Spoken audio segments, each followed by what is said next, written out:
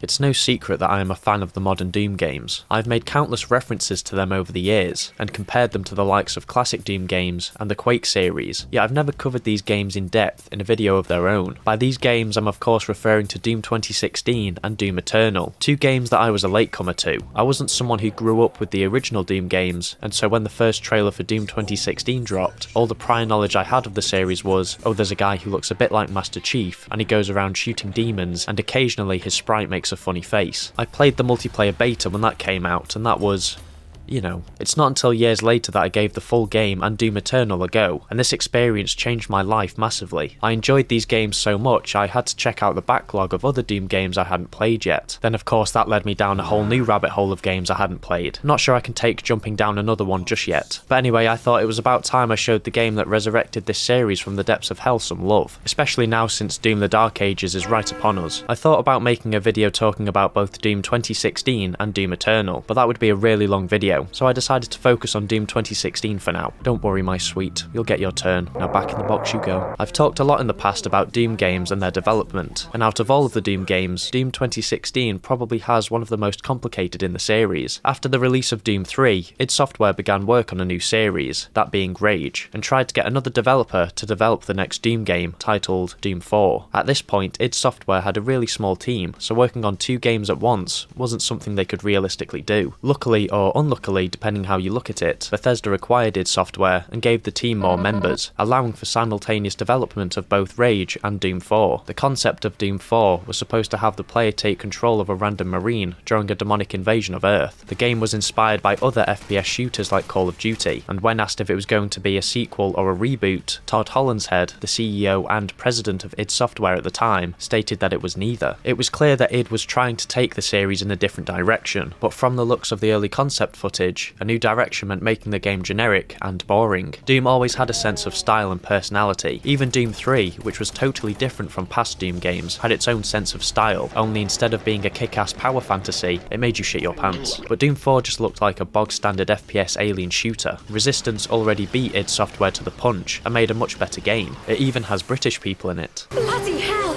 During this time, Rage had been released, and was met with criticism from players for its lack of style and identity. id Software and Bethesda began to realise that Doom 4 would probably suffer the same fate, and decided to go back to the drawing board. Doom 4 was said to have been stuck in development hell for many years, which is both concerning and poetic considering the franchise revolves around hell. It wasn't until 2014 that the world was shown what became of Doom 4. It wasn't even called Doom 4 anymore, just Doom, and claimed to be a soft reboot for the franchise. The trailer didn't show much, just a disgustingly detailed cyber demon and a shotgun noise.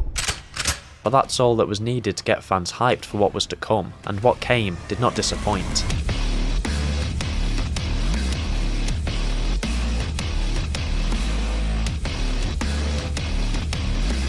Unless you're this guy. Doom 2016 is one of the best examples of how to modernise a classic franchise. Doom 2016 takes elements from classic Doom, even Doom 3, and expands them. Despite being released in 2016, the game still feels as fresh as it did back then, thanks to multiple elements that work in unison, creating an unholy and bloody harmony. There's so many aspects of this game that have transcended the series itself. Pre-Doom 2016, the series was known for simple gameplay, cool music, and for the time, intense gore, and Doom 2016 turned all of these settings up to 11. Fast-paced, vertical gameplay, Mick Gordon, and glory kills have all become big aspects of Doom, and while one of them is no longer involved with Doom, we can at least take a look back at his time with the series with happy memories, and not dwell on the fact that he was pretty much stabbed in the back. Doom is here, it's claustrophobic, it's aggressive, it's brutal, it's... Much like Doom games of the past, Doom 2016 opens with everything already going to hell, literally. Doom Guy wakes up from his coffin-like prison in the UAC research facility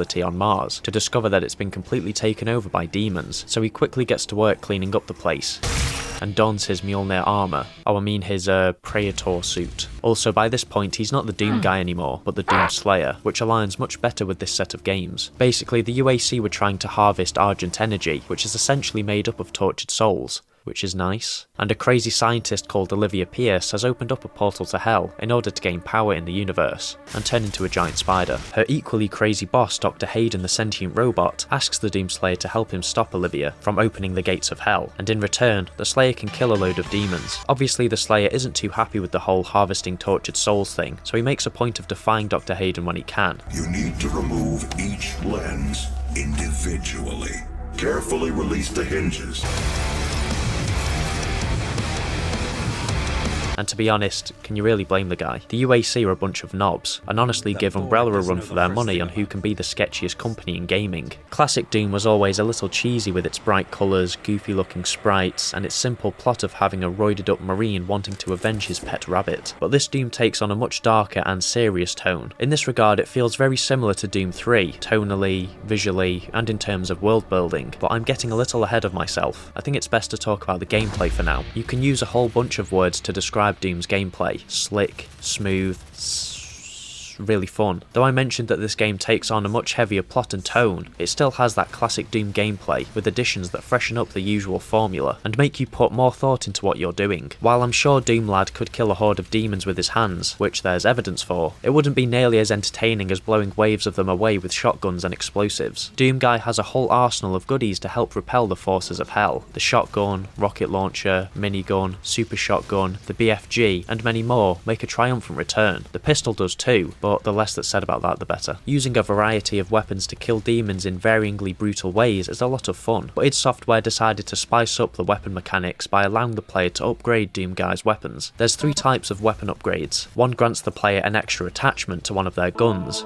allowing them to use the gun in unorthodox and creative ways. The other is acquired by obtaining weapon points, which you can get through completing challenges and killing demons, which allows the player to further upgrade these attachments, making them more effective. And then there's the mastery upgrades, which gives weapons devastating damage potential if the player can complete their respective mastery challenge. Half of these weapons arguably border on being war crimes. I mean, the BFG is basically a war crime, but these little flourishes add so much to an already chaotic game. While in the past guns had certain uses, these mods give the player access to different ways of fighting certain enemies, making them a lot more useful in more situations. Guns aren't the only things that can be upgraded. Doomfella himself can be upgraded too. Yes, I know he's already perfect, but you can find glowing orbs that let you upgrade either his max health, armour, or ammo. You can also find fallen UAC soldiers that have tokens for you to take. These tokens allow you to upgrade Doomslayer's equipment and passive upgrades. Obtaining these many upgrades is no easy task, however. They require patience, grit, and a step-by-step guide on where to find some of them. Doom is famous for having secrets, hidden areas that reward the player with health, armour, and power-ups. Whereas these rewards were temporary and only really benefited you on the level you were currently on, many of Doom 2016's secrets have lasting effects that benefit you throughout the game. As I've already said, you can find upgrades hidden around levels that often require you to look closely when traversing environments. Oh look, it's a little room with a dead guy in it. Of course, not all of these secrets are so heavy. You can find fun little secrets like little Doom figures, and even classic Doom levels. Whereas classic Doom often encouraged the player to be quick and try to get through a level as quickly as possible, this new era of Doom rewards the player for being thorough, killing enemies, finding secrets, and completing challenges. Doing these things also rewards you with weapon points I mentioned earlier, making you actively want to hunt down every demon on each map, leaving none of them alive.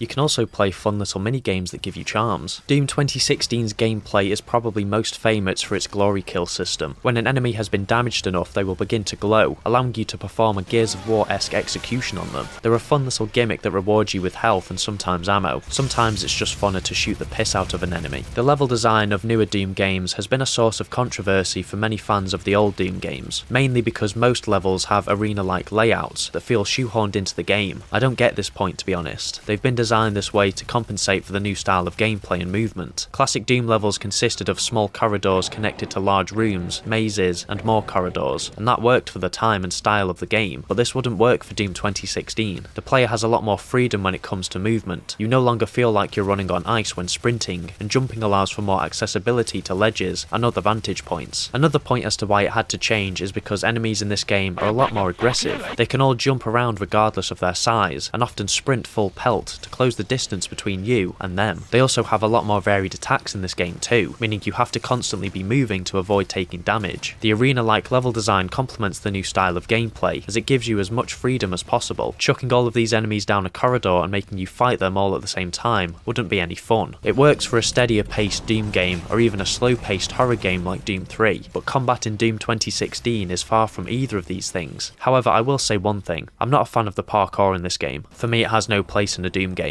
It seems like it was added as a little bit of filler. Like I mentioned, the design and tone of the game feel very similar to Doom 3 in certain aspects. Though the enemies don't look like Lovecraftian rejects, certain aspects do have a lot in common. The whole idea of exploring how shady of a company the UAC is feels in line with Doom 3's plot. Not to mention the level design of a half-destroyed facility, with bodies strung up everywhere like Christmas lights. Though Doom 2016 is not as colourful and bright as classic Dooms, colour is arguably a lot more important in this version. While a lot of the environments and enemies have darker colour palettes, power-ups, health, and armour all remain brightly coloured. Though it's a nice nod to classic Doom and its interesting visual designs, it serves an actual purpose apart from looking pretty. When running around in a game, it's easy to miss important items, and so this design choice makes it easier for players to spot items amongst all the darkness and gore. Plus sometimes they even point you in the direction of secrets. The game doesn't go completely dark like Doom 3 however. This isn't a survival horror game after all. The game does have some beautifully brutal level designs, especially when you make your way to hell. I feel like many people overlook Doom for just being gory and gross. Sure, sometimes it's a little bit gross, but Doom 2016 has a surprising amount of variation to its level design. The UAC labs are pretty similar, but hell is a whole different thing altogether. It's a lot brighter for one, and not in a happy way, but more so you can see the horrible shit that's around you. The temple ruins and vast caves add a lot to the visual storytelling of the game. It puts into perspective just how far the series has come. Instead of striking fear into the player, it's almost there as a reminder to show you why the demons must be stopped. Plus you can tell Doom Guy is silently raging under his helmet at all the devastation the demons and these dumbasses have caused. At least the demons are fun to look at. Doom has some of the most iconic enemies in gaming. All of them have their own personalities, quirks, and weird noises. Doom 2016 could have easily scrapped the designs of the past, but id Software learnt from their mistakes and decided to build on past designs instead. The updated designs complement their more ferocious nature. Enemies look more prickly, muscly, and disgusting, and they each complement the game really well. Hell Knights have one of my favourite designs from the game. The lack of eyes and tall stature give them a real xenomorph vibe. Too bad Doom Eternal completely ruined the design. It was great to see classic Pinkies make a return, but a strange inclusion for me was the Lost Souls. I don't think there's ever been a more pointless enemy in gaming. At least in Doom 3 they looked scary, but the premise of Doom 2016 isn't to scare you, it's to get you hyped. Mick's take on Doom and its music arguably elevated the game to a whole new level. Music is always an important component for any game, but with Doom, it was a vital piece of the puzzle. E1M1 is probably the most iconic piece of classic Doom music, and Mick listened to that and said, why don't we just make the whole soundtrack like that? Combat is significantly heightened thanks to the music of Doom 2016. It makes you want to move faster, hit harder, and shoot as many bullets and projectiles as possible. It gets to the point where you don't know whether to keep fighting or start moshing. The satisfaction you feel in the game wouldn't be nearly as potent without Mick's score. Almost every track is a brutal blast of metal, which symbolises Doom Guy's favourite hobby of filling demons with shrapnel. It's one of those rare instances where someone might just buy the game to listen to the soundtrack. Even trying to start the game feels like an impossible task, considering they put this absolute banger on the main menu. And yes, that is a chainsaw you can hear. Mick understands the source material too well. The soundtrack isn't always just this heavy wall of noise either. Each track sets the tone of what you're seeing so well. There's a lot of great atmospheric tracks when you're exploring the ruins of the UAC or the catacombs of hell. Each track gets you immersed in this savage and terrifying world, and it's so much fun. It's funny because most games would give these types of enemies their own themes, but Doom makes it seem like all of these songs belong to the Doomslayer, even when you're fighting bosses and hear their music. For him, this is just his workout playlist. I would say I can't wait to hear more of Mick's stuff in Doom the Dark Ages, but Bethesda shit the bed, so that's never happening. Sound overall is such an important part of Doom 2016. It has some of the most visceral and intense sounds that make the gore, combat, and world feel so much more real. Weapons sound brutal and heavy, matching perfectly with their heavy-hitting nature. Well, most of them do. I'm not a fan of the minigun, solely for the noise it makes while firing. Luckily, the super shotgun makes up for it for sounding like an elephant gun. In a sadistic sounding way, the sound design completes the satisfaction of killing demons. Hearing demons explode and splat across the floor feels like such a rewarding sound, especially when the demons are big hulking bastards. There's something very poetic about brutally murdering demons who are brutal in nature. Glory kills wouldn't be nearly as fun to perform without hearing bones break and their brains fall out of their head.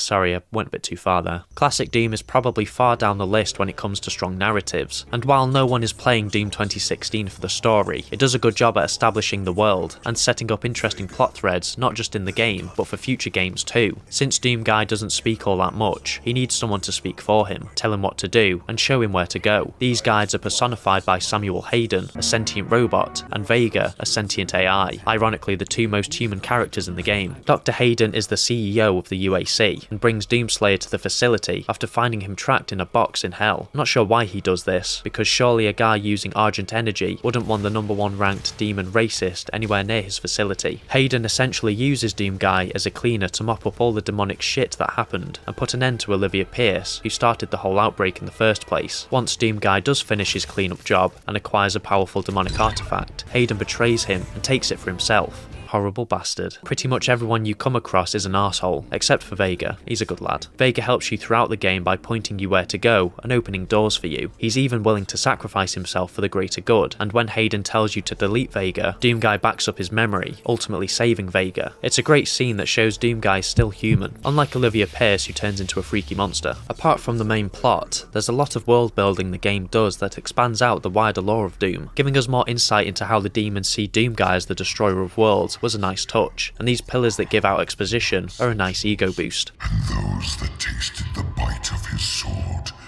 named him the Doom Slayer. Yeah, I guess I am a badass. You can collect data on certain things in the world too, like information on monsters, relics, and data logs. Though I went out of my way to collect them, I didn't read any. I feel like that's very in character for Doomslayer. Doom 2016 builds on the foundations of classic Doom and expands on them tenfold. I think people underestimate how difficult it is to bring a classic franchise to the modern era of gaming and make it great at the same time. The amount of effort that went into each aspect of the game is nearly flawless. Even nearly 10 years later, Doom 2016 remains fresh, exciting, and one of the most brutal games on the market. It's hard to find an aspect I didn't love, well except the platforming, that can get in the bin. I will eventually talk about Doom Eternal, but I'm going to wait until Doom the Dark Ages releases first. I will say that in retrospect, Doom the Dark Ages does look more visually similar to Doom 2016 than Eternal. Whether that means we're going to get a darker version of Doom again, I don't know, but I'm all for it regardless. Although to be fair, dark is in the name. I did originally intend on talking about the multiplayer of Doom 2016, but nobody's playing it, so that went out the window. If I had to sum up Doom 2016, I would say it looks good, it plays good, it sounds good, and Hayden is a bitch. Until we see each other again.